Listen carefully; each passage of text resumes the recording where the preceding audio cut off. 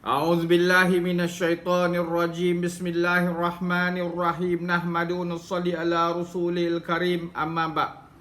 Sayyidina Abu Hurairah dan Sayyidina Abu Sa'id Khudri radhiyallahu an meriwayatkan bahawa mereka bersaksi sesungguhnya Rasulullah sallallahu alaihi wasallam bersabda, tidaklah duduk berzikir kepada Allah satu kaum melainkan mereka dikerumuni oleh para malaikat, diliputi oleh rahmat, diturunkan ke atas mereka ketenangan, dan Allah akan menyebut mereka di hadapan para malaikat yang berada di sisinya. Hadis riwayat Ibnu Abi Syaibah dan lain-lain.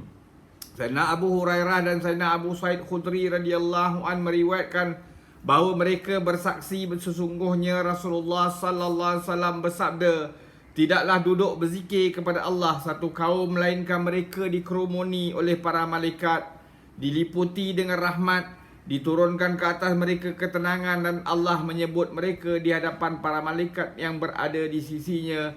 Hadis riwayat Ibnu Abu Syaibah dan lain-lain. Dalam banyak hadis diterangkan keadaan padang mahsyar dan perhitungan amalan manusia dengan berbagai cara yang telah diterangkan secara ringkas dalam kitab Bahjatul Nufus. Ditulis bahawa penghisapan amalan manusia dibahagikan kepada beberapa cara. Salah satu cara penghisapan ialah sebahagian hamba Allah akan diperhitungkan secara sangat tersembunyi di sebalik tirai rahmatnya. Dosa-dosa hamba itu akan dikira dan akan diberitahu kepadanya bahawa kamu telah membuat dosa sekian pada masa sekian, dan kamu telah membuat dosa pada waktu sekian, dan tidak ada jalan baginya kecuali terpaksa mengakuinya, sehingga dia menyangka bahawa dia akan binasa kerana terpaksa mengakuinya sehingga dia menyangka bahawa dia akan binasa kerana dosa-dosa yang begitu banyak. Kemudian Allah berfirman kepadanya, sesungguhnya aku telah sembunyikan kesalahanmu di dunia, dan pada hari ini juga aku akan menyembunyikan kesalahanmu, dan aku memaafkannya.